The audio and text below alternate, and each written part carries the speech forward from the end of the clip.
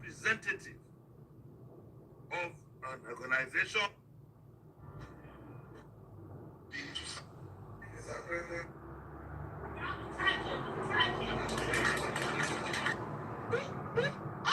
Damn it! I'm telling you guys, Nigeria is not a real country. I'm telling. But there are still.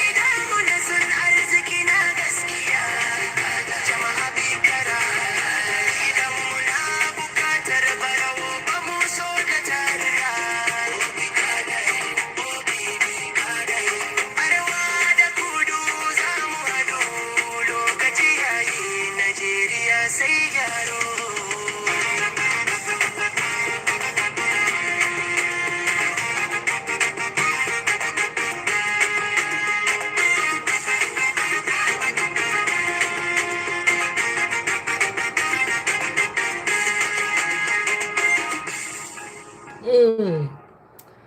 Anyways, greetings everybody. Victory, welcome. Good morning to you. Yes, so Peter will be or nothing. You know, guys, I want to do. It's getting clearer and clearer by the day. Thank you all for joining me. I want to use this first segment of the morning to really appreciate all my subscribers. Honestly, I don't know where I for day without una. And I for yours they talk to myself, which I don't mind.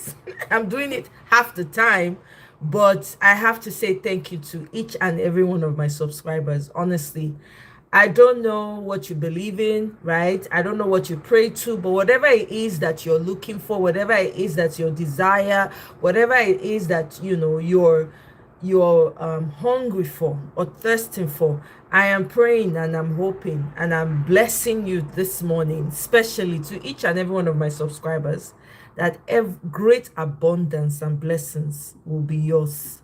you know um you know sometimes when we talk about Nigerian politics and all of that, I get some people send me messages and say, hey, why don't you talk about something else? Why don't you talk about, other trending issues? Why don't you talk about this or that or the other?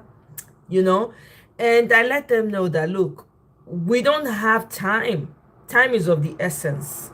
Okay, it's either we come together as a people and fight for our own, because nobody is coming, nobody from anywhere is coming, or we leave it alone. And in every instance that I have received messages like that and I'm able to like explain to them, they understand completely. So I really, really appreciate my subscribers. Honestly, you guys are some of the best people that I've ever come across on YouTube. You guys are like family away from family for me. So I really want to thank each and every one of you. I'm full of gratitude for each and every one. Thank you so much for taking the time. I know it's not easy. Sometimes it can be overwhelming, but we move, because the Nigeria that we are trying to get, Omo, yeah, una know, I don't need to talk too much. So, having said that, let's move on. Let's move on. So I hear say una T-Pain, you don't go on vacation to Japan and Brazil. I hope you guys know that. I hope you guys know that. By the way, I'm going to be sharing a link with you guys in a minute. So if you're in the diaspora and you want to be a part of the, organization of the obedient movement, as we're coming into 2027, we need a lot of hands on deck. I'm going to be sharing that link momentarily, well, in a few minutes with you guys. But let me see, where's that video that I wanted to play? Greetings. So welcome as you come in. Please don't forget to click on that like button as you enter. Click subscribe, share, let other people know that we are here. Let other people know. I beg, make una enter, make una enter, make una enter. Meanwhile, whether na Wasiu Ayinde Kwamwan, he's been receiving a lot of backlash. They are saying, Nigeria, ew, rewarding bad behavior. Not be today now. When they forgive repentant Boko Haram, na bad behavior, na they not go reward. Is it bad behavior they will not reward? You trust your country now. That's their stock in trade. Everybody now knows that. The whole world now knows and wonders, what kind of nation is this that rewards bad behavior? The ones that like the people that like to exhibit bad behavior, Nigeria is very attractive to them right now. Anyway, let's listen to Rufai talking about Tinubu directs review of revenue deductions, and I'm going to be also playing a video, EFCC targeting corruption, not opposition. These people are jokers. But anyway, let's take this. Sorry, commercial.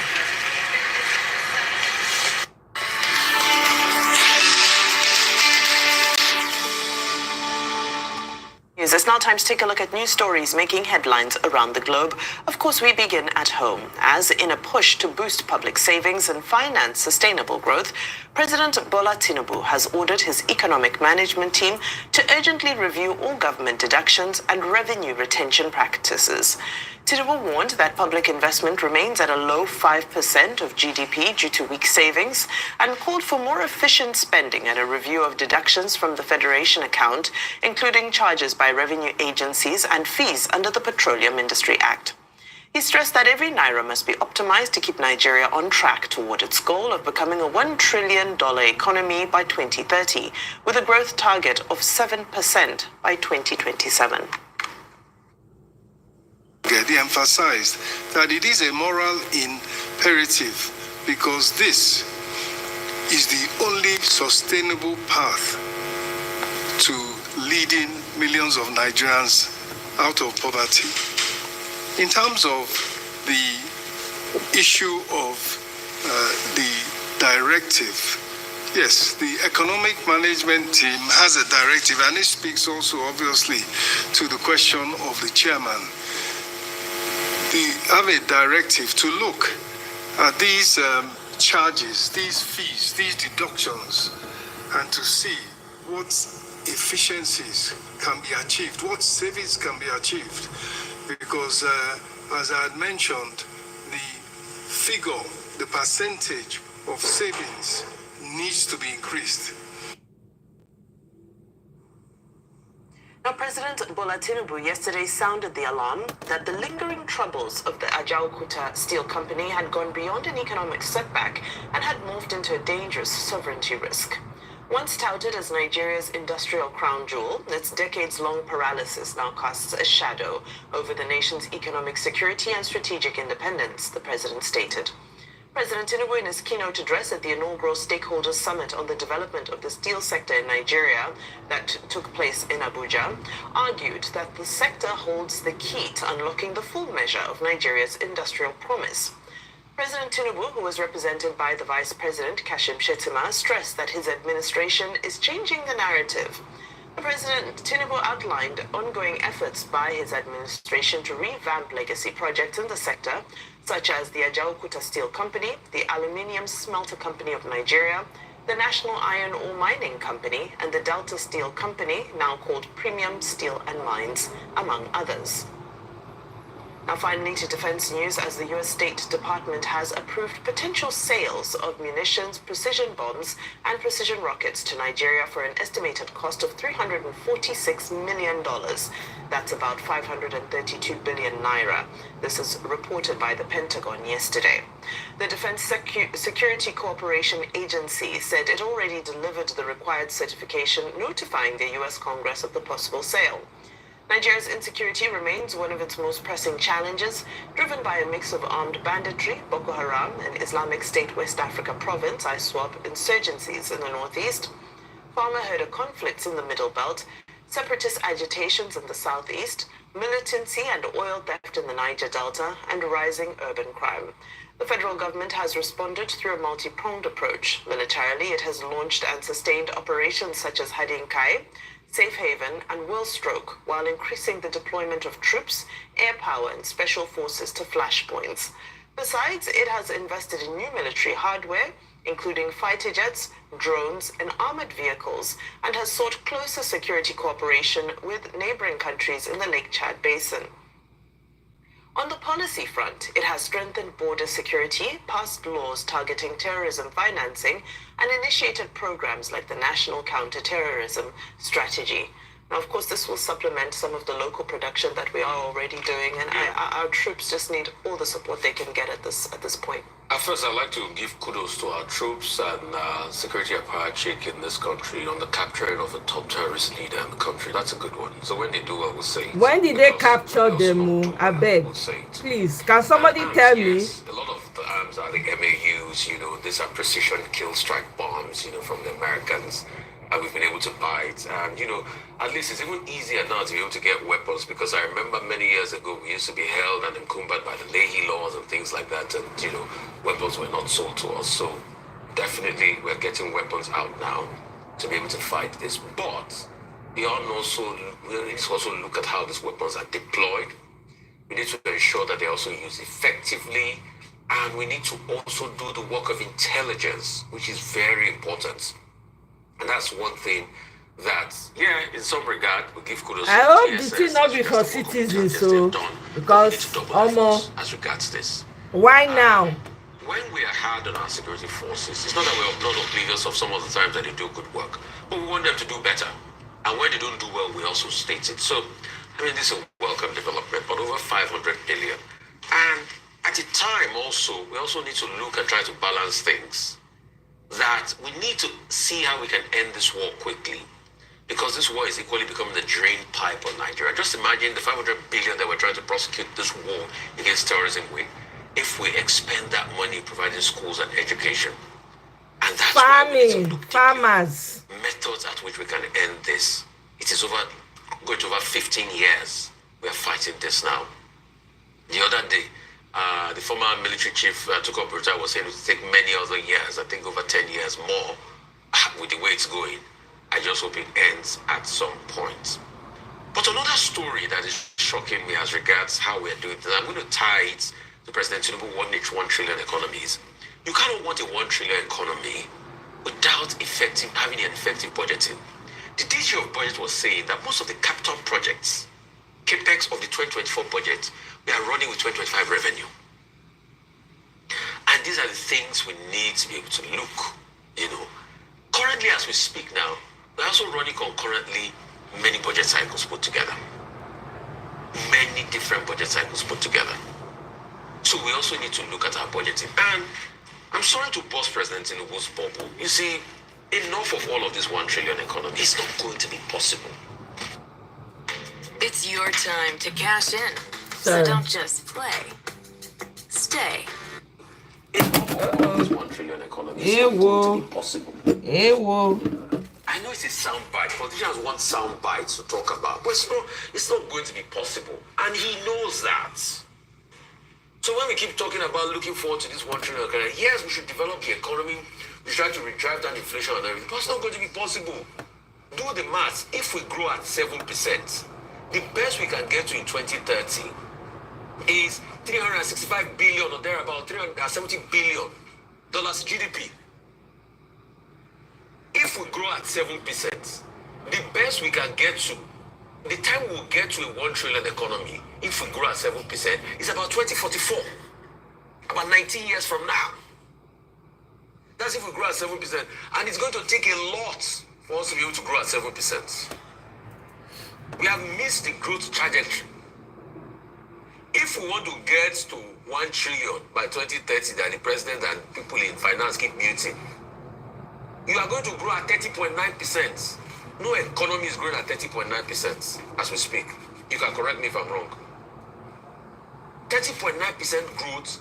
Do you know the inflation it's also going to bring? And it has to be consistent in a short space of time. What we can do is to tell the people the truth. How can we salvage this economy? This economy where you have a lot of bureaucratic bottlenecks, which is low productivity. You think I'm lying? Look at capital importation numbers. When the capital importation number came in, was it not just only Lagos and Abuja that got a window? What is happening in other states? Bam. So because we are using hot money to be able to channel growth, does not mean that's the best way to grow. We need to be able to get people to believe in this economy and come into this economy.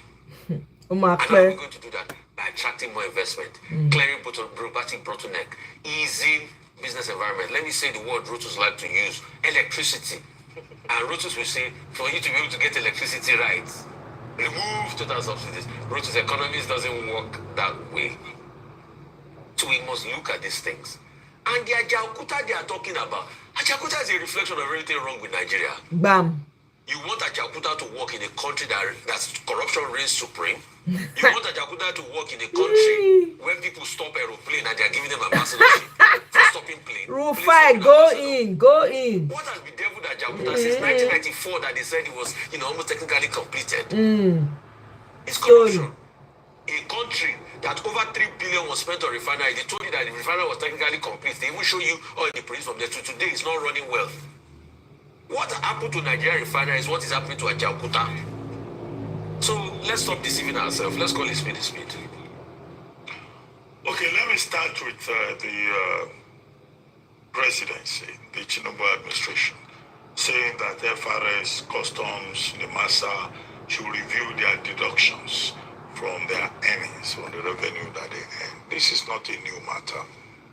This is a matter that we dealt with when we were in government under the Jonathan administration. And what was observed? What was observed was that these revenue generating agencies, they have a certain percentage that they take, including the NMPC, in terms of their running costs. And that percentage is, there was opaqueness about the percentage that they used to take. Opaqueness to the extent that many of these revenue generating agencies were running private accounts.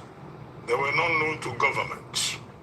Now, what the Minister of the National Economy then, Ngozi Okonjo-Iweala, tried to do was to harmonize all these accounts and to ensure sanity and transparency.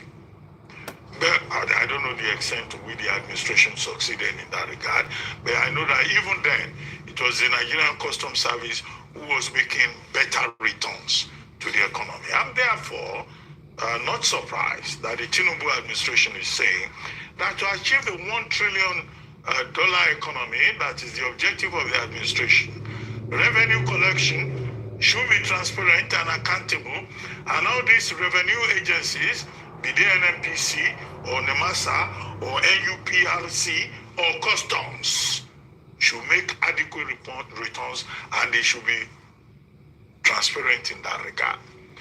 Two, that the percentage that they take will have to be reviewed.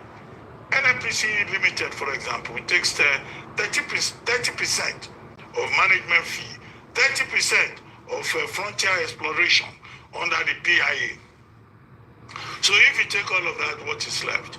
Now, if you investigate further, well, maybe I shouldn't say this, well, no, there are certain things I can't say. There were reports which showed that there are certain persons who were agents to the federal government of Nigeria who were just collecting rent. I don't want to cite the examples of those reports and whatever success may have been made by them. So I think that the Tinubu administration is doing the right thing by saying that there are leakages, what is called leaky buckets in the theory, and that they intend to plug it. And I find it instructive that Minister Wale Edu used the word that it's not just an economic issue, it is also a moral imperative. When he says moral imperative, he's pointing to corruption. Need a toolkit? Here's 3 great options from Harbor Freight. Moral, they speak big grammar. That's all they know how to do in Nigeria. Big grammar, nothing to show for it. When he says moral imperative, he's pointing to corruption. So are they going to go a step further and, investigate, where the leakages are, the wastages are within the system? So that's the big thing about that. However, where it may be counterproductive is that many of these revenue generating agencies, their standard argument is that the percentage of the revenue that they keep to themselves, which most of them keep in undeclared accounts, unknown to the federal government of Nigeria.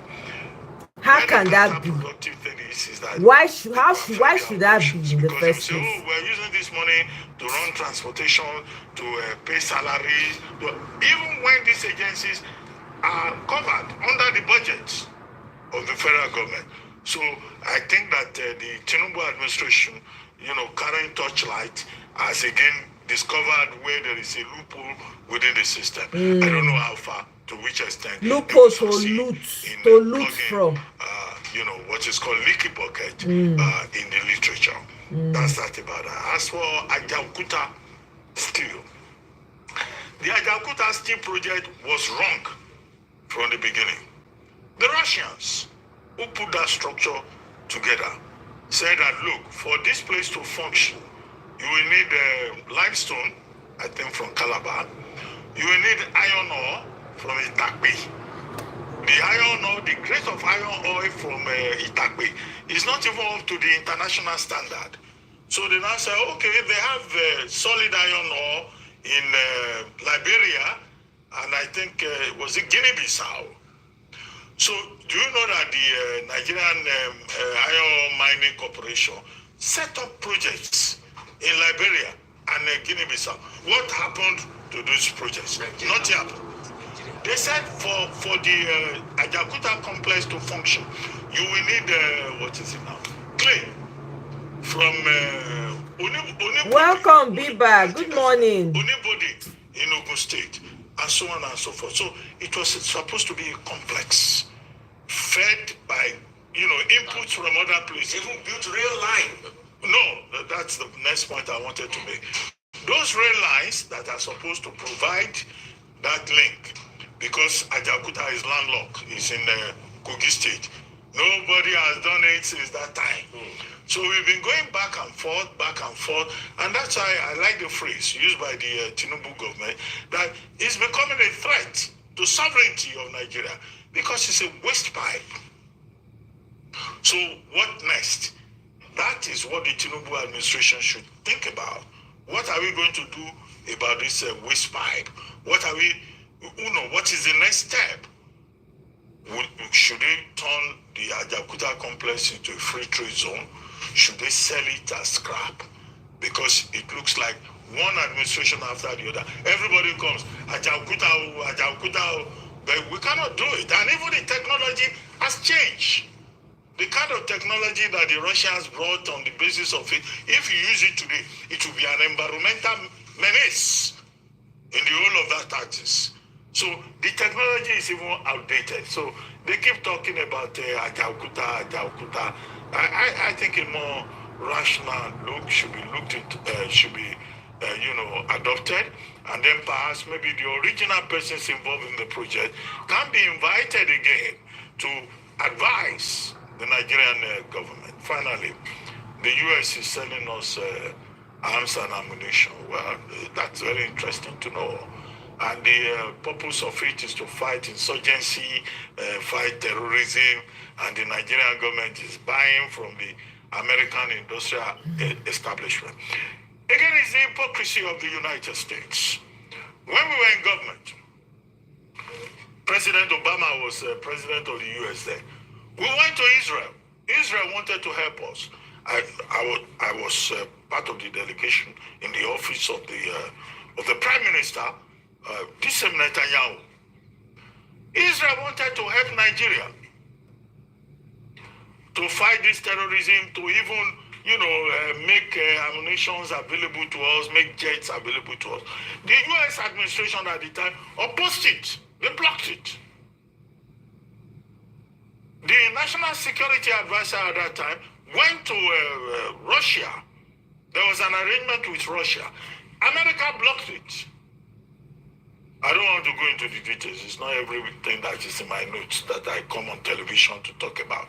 But the same America today, under Donald Trump, wants to sell jets and arms and ammunition to Nigeria. This is the United States, always here, always there. And but under Trump, it's a transactional administration.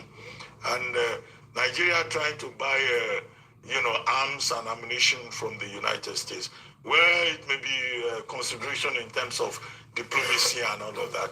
But what I know, what I saw, I cannot say.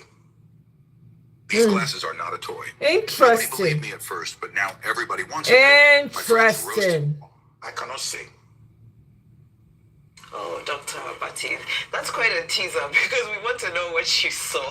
We want to Ladies know. and gentlemen, read it in the book when it comes out. Those things are never said. Okay, fine, all right. No, that is appreciated in the interest of course, national security. Well, where do we begin today? I'll start with issues pertaining to the economy. Now, talk of a $1 trillion economy by 2030 continues to gather momentum. However, I've quoted Simon Kuznets several times here, and I'll quote him again when he reminds us that the GDP of a country is not a qualitative metric, but a quantitative metric. What does that mean? That we can have a 1 trillion naira economy, but a majority of our population can still be poor. Yep. Because it just measures economic activity. So if one man, like just for example, a Dangote is able to achieve a $1 trillion revenue from his one business, that makes the country a $1 trillion economy. Exactly. But it does not necessarily mean that the citizens will feel the benefit of it. I use this just as a background to say that I think it's important that, yes, while we're looking at some public savings, especially in the instance of blocking certain wastages, looking at deductions and retentions that are skewed when it comes to revenue that should be coming to the state, and trying to save those, I think that's a very noble endeavor, and it's an important move to make. Now, they're saying that these public savings are targeted welcome. towards public investment. Again, another noble move to make, because we need to have Victory, our, I know. Both sides of the agencies mouth. exist for us to be able to raise our I don't know own why they money, can't to get rid of finance him. our own projects, so that we're cutting down on how much we're borrowing. However, going back to my initial point that all of this in the road to become a $1 trillion economy, we're doing public investment, we'll have roads, we'll have infrastructure and so forth, or at least we intend to. However, we're leaving out the welfare state, because public investment does not equal welfare state. It is a component of welfare state, but it does not necessarily mean that we are cushioning the lives of our citizens. So you can potentially be on the road to becoming a country like a South Africa, for example. Beautiful roads, bullet trains, bridges, you name it. Absolutely aesthetically pleasing to the eye. A great I saw that, Kenny. But guess what? People are protesting because they don't have access to water. People are protesting because electricity is too expensive. People are protesting because there are no jobs in the economy. So we have to be careful when we look at these macroeconomics, and just remember that, yes, it is important to drive ourselves to aim high. However, how are we addressing the disparity that is being created as capitalism is running? I mean, I'm not anti-capitalism. It's important for us to be able to get businesses to work and create jobs and create an environment for people to thrive and flourish. But we also need to remember that society is made of different classes and different levels of people. You got offered $3,000 insurance check and thought, hey, not bad. Well, I'm about to ruin. And different levels of people. And it should not be a crime or a condemnation to belong to a lower class or a lower level in society than anybody else. And that's where the state is supposed to step in to ensure that at least where it concerns critical issues of necessity, there is a level playing field. Now, I really love the fact that Rufai related to what happened with the aviation drama over the past week or so, because I think that this is also one thing we need to bring into context here. What did that drama show us? It showed us, number one, elite entitlement, impunity, corruption. Number two, it showed us rule of law. Are there consequences for our actions? Number three, it showed us that when all breaks down, citizens resort to anarchy and self-help. I bring this up to say, if we're trying to build a $1 trillion economy that impacts all people, if these issues, these structural fundamental issues are not addressed, then the microcosm that we saw in the aviation industry will continue on the bigger scale. Because ultimately our stark reality will not change. The numbers may look different on the balance sheet, but the reality that we live, you and I, as we interact, we go out on the streets, will not change. So again, aiming for a $1 trillion economy, fantastic. Without carrying the entire nation along at all levels is a little bit problematic, in my opinion. So that's that. Now over to steel. Steel is what we call a foundational industry. Now, there's a political economist by the name of Paul Kennedy. He wrote a book called The Rise and Fall of the Great Powers. And in this book, he spoke about how a nation's steel output is a great indicator of its rise to greatness, indicator of military and economic power. So over the years, we know that steel has become extremely important to nations.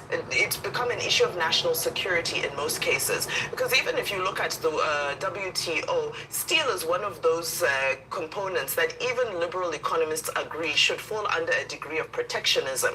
Now, when you look at what's happening with our own steel industry here and the huge potential that exists, the same microcosm that we just explained that we saw in the aviation sector over the past week applies. what are we seeing? Elite impunity. Right? She's not there. She's been elite missing for quite some entitlement. Then what time. are we She's on seeing? maternity Breakdown of leave. rule of law. Okay. Are there consequences? When I we know hear this that girl is doing there's such a been looting fantastic or job. the deliverables are not met, things are not working well at Ajaokuta Steel. Are there consequences? Which investors are going to bring their money into an economy where they know that the rule of law is not implemented? Bam. That if the rules are broken, there are no consequences. Bam. So there's a cultural shift that needs to happen. Again, you look at issues concerning citizens resorting to self-help.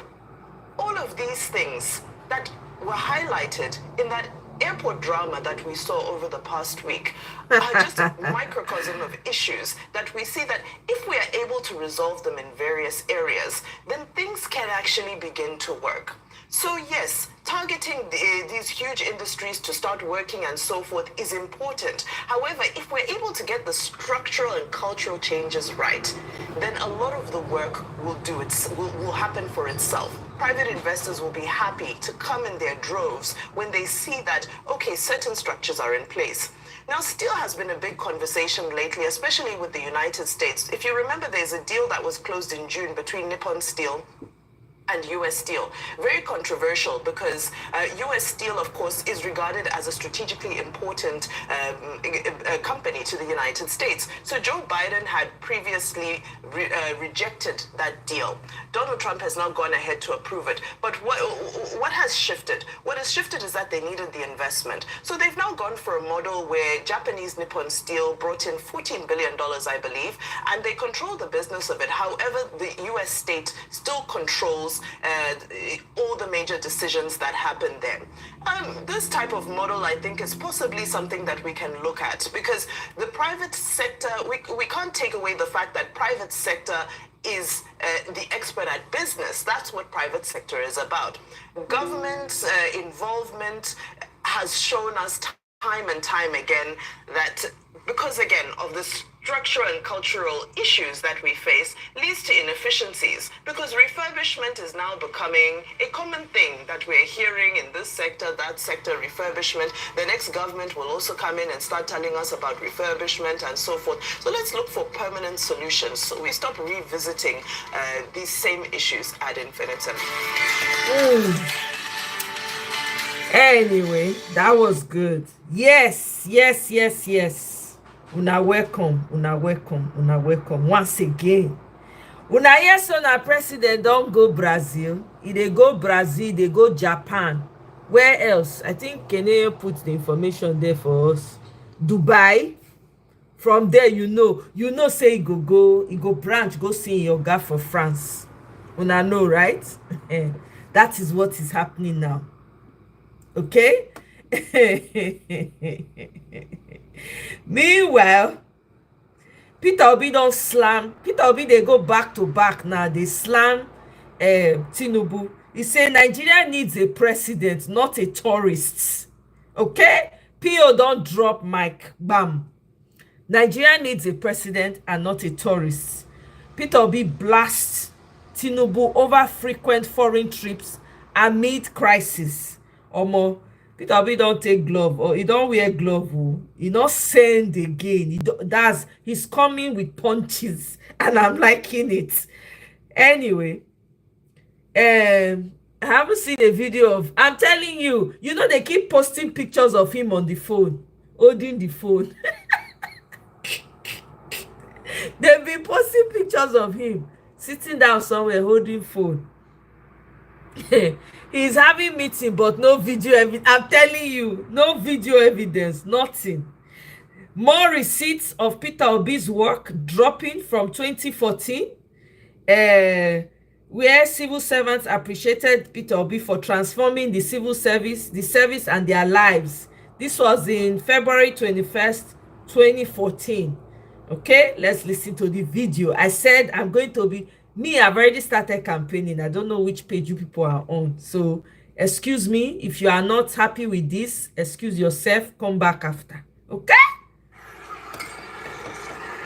And why he did this was because at the time he was taking over in 2006, he inherited over so many billions of naira. I do not want to mention a specific name, a specific amount, lest I be misquoted, but he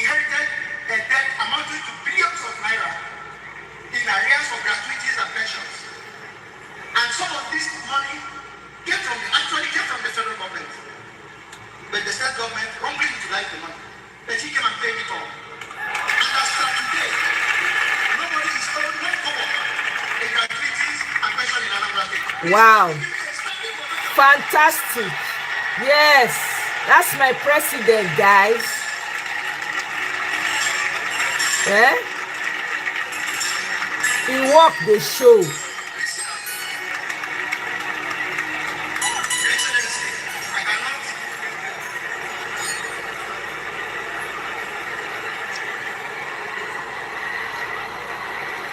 My emotions is running riot because I have been in the service for 33 years. Wow. And I know what civil servants undergo. I became a permanent secretary in 2004. I didn't have a vehicle.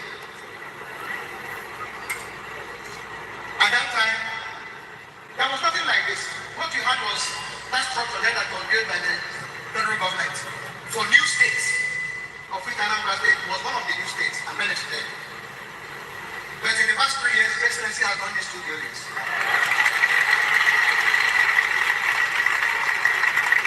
Like I said, no permanent secretary had a vehicle. Today, His Excellency has changed vehicles from permanent secretary twice. His Excellency has given them because in the state service vehicles.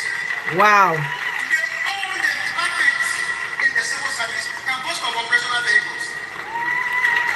Look at that. In the offices, you can see chairs, you can see tables, you can see some of this equipment before it wasn't like this.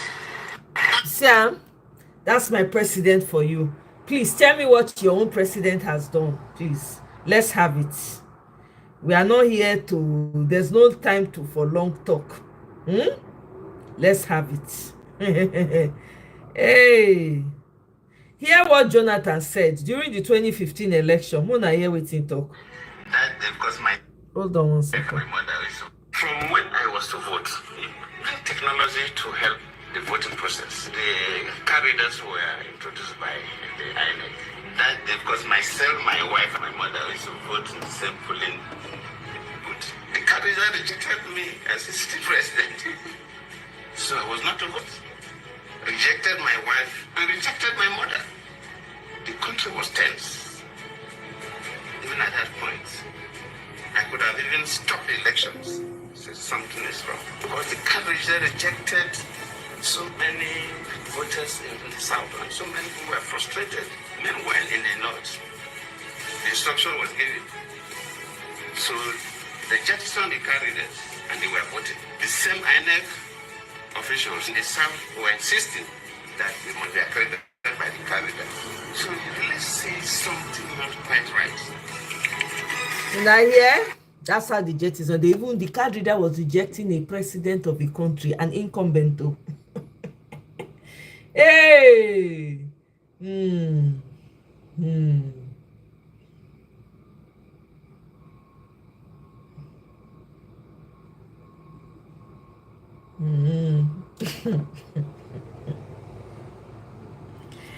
So here's another thing that you guys need to know. Tinubu's government, they scuttled the police investigation, hastily pardoned Kwamwan.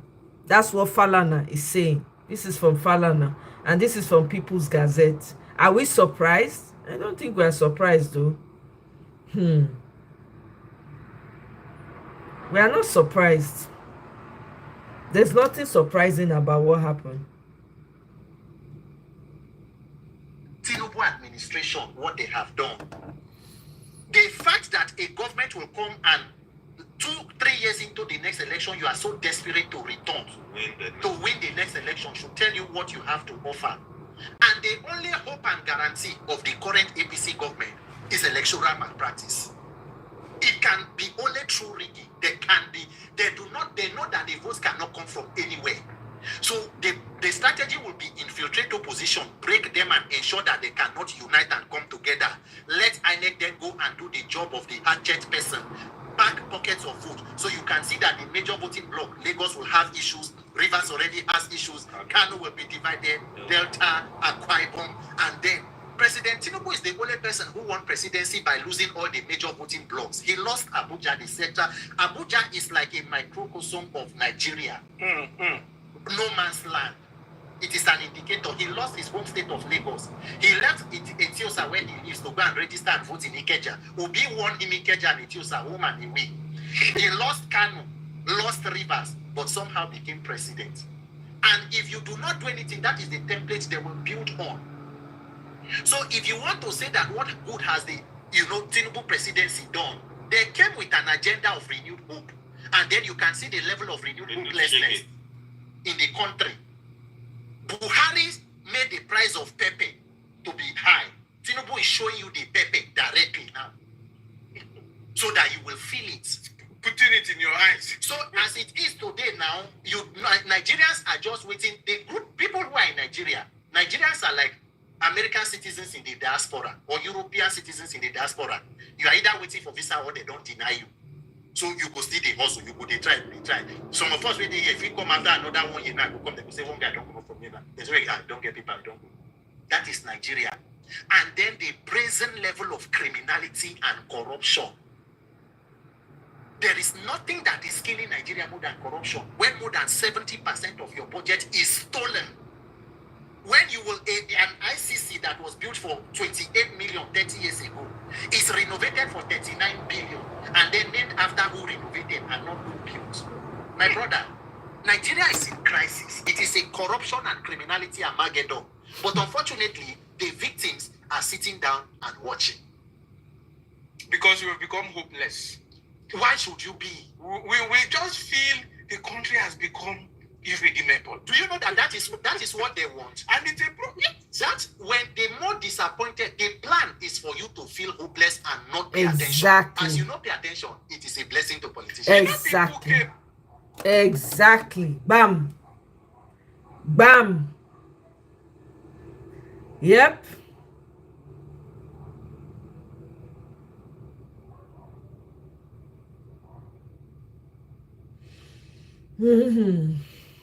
My people. Make una see coalition, Kaduna coalition. See the arrangement. We usually have the chairman APC Kaduna State, person of Elsa Patrick Hausa. Before Amazon. That's Kaduna. They are mobilizing seriously. You know, be like South. For South, they see they drink Fanta and Coke. They drink palm wine. Peter Obi says, we have an indifferent ruler who has continued to display insensitivity to Nigeria's situation. This is from Parallel Facts. Peter Obi don't they give Tinubu back-to-back woto. And I'm loving it. We are not stupid. We are not ignorant people. An ambassador is a representative of an organization, a group of people, a church or whatever, and is usually an example. If you want to punish somebody, you don't make him an ambassador. What you do is you don't call him an ambassador, you tell him to go on a campaign, on a repentant campaign, and in this case it's completely unnecessary. It's childish, it's infantile. It's infantile, and it shows that deep thinking had not gone into what has happened here. So Mr. Kayamo should stop referring to Nigerians and saying that, unfortunately, in Nigeria, some people will assume. We are not stupid people. We are not ignorant. The average Nigerian who knows what it is to be an ambassador of a product. People in the public, people are people who are up there to not think that they are above everybody. And you say, in Nigeria, it was assumed. And he says it is a big position. No, it is not. Nobody is complaining about whether he'll be paid or not. What we're saying is that an ambassador of public safety is somebody who has behaved in an unruly manner. And I can say that boldly because by saying you are pardoning him, you have implied the admission of guilt. In any case, he has admitted the guilt himself. So you could make him do certain things without calling him an ambassador to the NCAA. It just takes a lot of thinking. Hey, Jimmy Disu, saying it like it is since 19 Borogodogo. Hey, yeah, incoming president. Nigeria has in the past 20 years, Nigeria as a country has borrowed 225 trillion naira.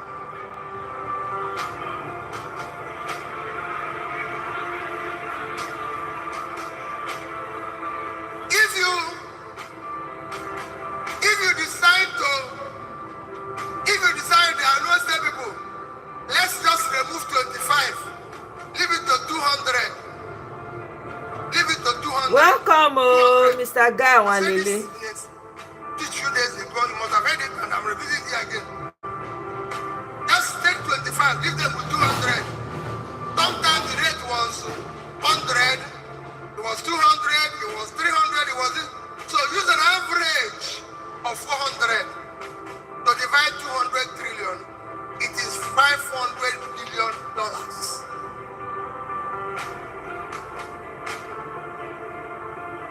Today we have 100 million people living in poverty.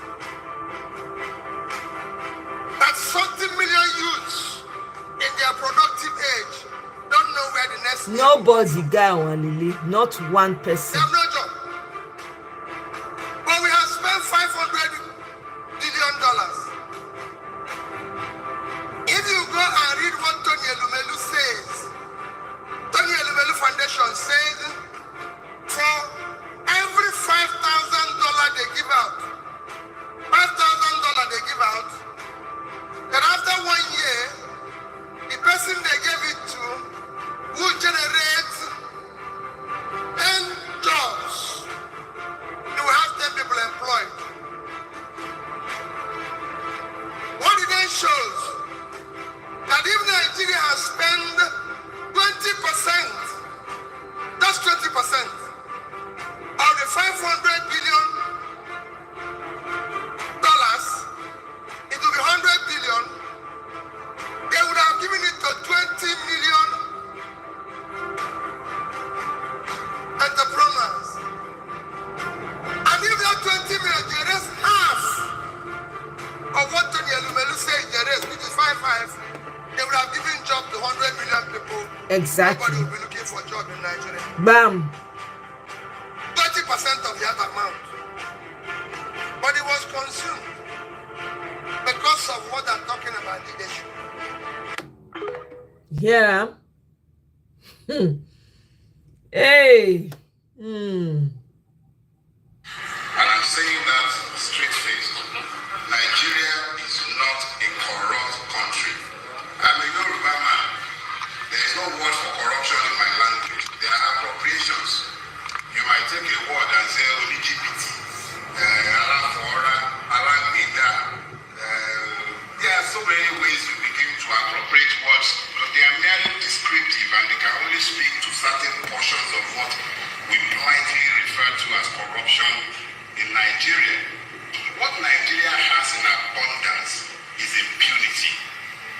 Nigeria is not a corrupt nation. I repeat it again. Nigeria is not a corrupt country. What we have is the reign of impunity. What is commonly referred to as corruption in Nigeria is actually a struggle for the administration of impunity. The gentlemen at EFCC have had occasion on several times I've pointed out the fact that there are several good men and women in EFCC doing fantastic jobs. But at the end of the day, let's ask ourselves the pertinent question. Can Nigeria function if it is ruled by law? The answer is no. There must always be a discretion that allows those who are meant to enforce the law to determine who they go after. So, EFCC might go after the chief riding Yahoo boy. But how many councillors have they gone after? How many governors have they gone after? How many presidents have they gone after? The consumer did not have to do it. He has one. Nigeria as a country has not structured itself in a manner that guarantees equal rights to each and every person in the country. Bam. Bam. That's Dele Farrell to me. being consistent since forever. Now, let me show a video. Let me play a video for you guys where we some wiki this Ngendeba man when he was praising Peter Obi.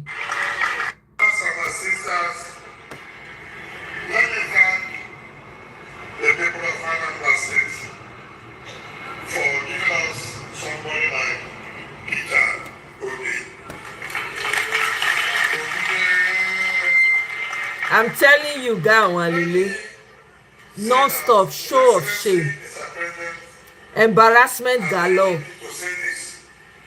If there's one governor who has given the federal government led by Jonathan support, Peter Obi is that job.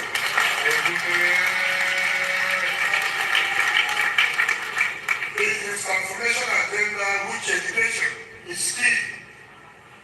This is not my first time of coming here.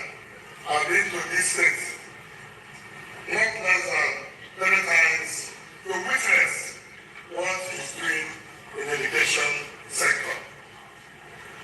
And it's a present narrative that because of the support the governor has been giving to his administration, we will not flag off the vocational school for our children who are dropped out of school without doing it first in another state. And that's what has led me to come to another state today and also witness the events taking place this afternoon. Each time I come closer to the government, I learn new things.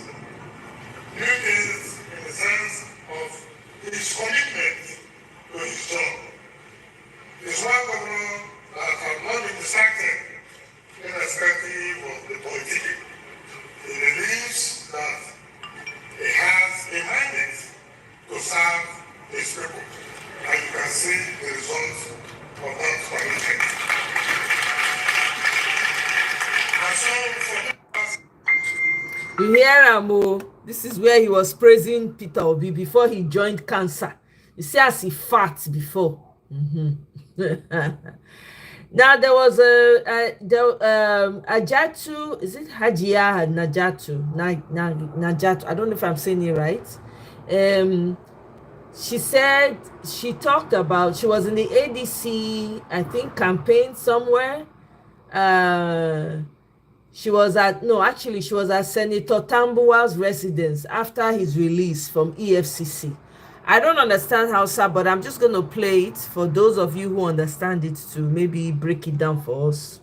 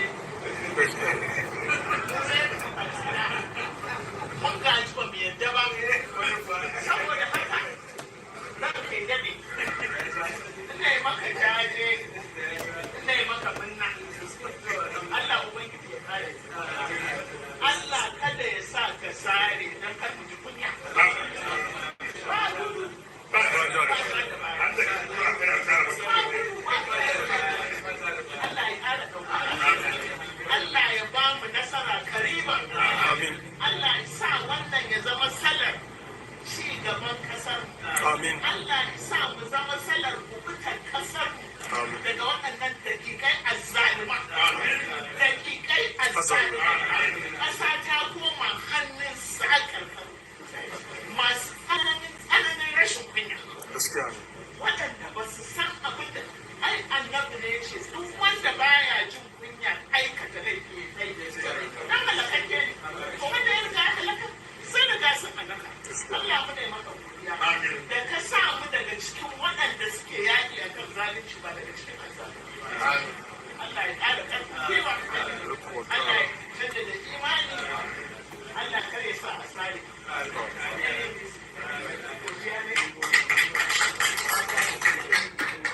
I no hear anything when she talk. Oh, for those of now when they hear Hausa, we can help us interpret. I'm telling you, damn it!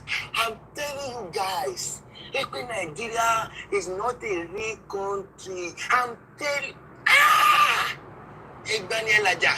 Yoruba have been saying, they say, really, in English terms, it means that nothing new even under the sun. But even the sun come out this morning, he see this news, and he say, amazing. It have not even reached 2 days. I want to just come and complain. Yesterday, okay, police say they release a statement. They want to investigate what happened with the Kwamwan matter. I want to come and meet the police. Do you remember, you are the one that say you want to investigate? Some few years ago, when a certain musician died, you said when you will do DNA test. Till today, we did not hear we did not hear. In fact, it's even a normal individual that is now carrying on the case. Today, we are seeing WhatsApp group chat. Tomorrow, we are seeing Telegram. So, how they want to investigate? That's the question I want to come and ask you. As I now wake up, I just see news. I'm not asking myself, am I dreaming? What's going on? Is it a dream? Is it real life?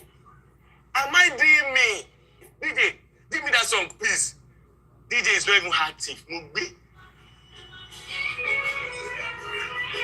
Stop it. Just stop it. It's not a real country. I promise you guys. You see that thing that get talk, okay, hey, I don't know the clinical last comment of a fool, poor man. I'm a fool. I'm a fool, you are a fool. We are all fools. That is the obvious implication of this. Because police announced they want to do investigation. Today now, they are making him ambassador. They withdraw the criminal charge. Poor man, I don't know clinical last comment of a fool. I'm a fool. So how will they teach the young ones now? They say, okay, hey, when you get to the airport, make sure you're not unruly. The young ones say, or what? They say, make sure you're not unruly, or what? How will we make you ambassador? Okay. Guys, I'm moving to my real country. I'm tired of this. I'm going to Togo. Come with me to make Chipotle's guac. Omo, if they tell you about Nigeria, Nigeria need to be on Netflix fully. It need to be on Netflix for fully. I'm telling you, it's crazy what's going on in Nigeria. It is crazy. Every day, every one embarrassment. What am I saying? Multiple embarrassment. And then your T-Pain is incognito. We know they see and we know they hear now. All the people when they around that, when people go, they ask where he did, they go show picture of him holding phone. Nothing. Busy doing nothing. They just came there to loot. That's all.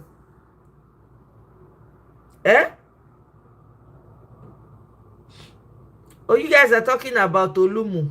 Guy, I see you. I see your comments. Yeah, we eat it with corn. Sometimes we eat it with cassava, tapioca. We call it bobozi, you know. And sometimes they eat that tapioca with corn. You know that corn when they boil, when they pop. Man, yeah. No, that not reminds me. Those are local delicacies. Damn, they miss them. Olumu and roasted corn or boiled corn. Then they see real corn for Nigeria again. T-Pain is in Paris to recharge. Now, always. We know that's one. It's typical. That's why he's there. He's gone there. He's lying that he's going to Japan. I lie. Loriro. Nothing. Even if he go, y'all go there, come out again. 2027 is a deal. Since there's no revolution happening anytime soon.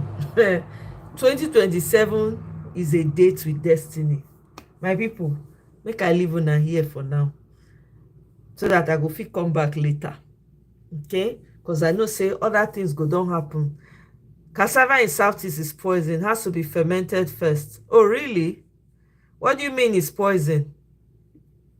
Then he will move to UK for a final checkup and meet his masters. I'm telling you, to give him a report. I heard that King Charles's portrait, that they're trying to put it in certain organizations. All the organizations are turning it down. I read it somewhere on Twitter. Hey, Nigeria. Why do you say the cassava in Southeast is poison? Oh, it has cyanide. Okay. Oh, wow. Interesting. It depends on the type of cassava. Okay. I did bobozi recently. I went to the store. I bought tapioca. I cut them up. I boil water. The thing come to a boil. I slice my bobozi, my tapioca, rinse them, put them inside the hot water, let them sit for some time. Then I now started munching. Oh my God, it was delicious. It was delicioso. And I had peanuts from Nigeria. Oh, combination, bad combination. It was so good. I enjoyed it. Yeah. Don't they use there's so many things that you can get from cassava that we have not even tapped into finish. So many things from cassava. Anyway, my people, make I leave now. Wanna enjoy the rest of the day. We're gonna talk again some other time. Gawalele, thank you. Kene, thank you. Victory, thank you. Biba, thank you. We move Aluta Continua. We'll see you guys on my next one. Again, this is more or less like a gratitude video, really, for my people. But I cannot do without talking about politics. After I start with politics, I now thanked you guys, grateful for you guys, and then I continue with politics. Mona novice. With cassava, you get spaghetti. Bam. You see, I don't even know. I didn't even know that. Can you see? Well, my people, later. Enjoy your day.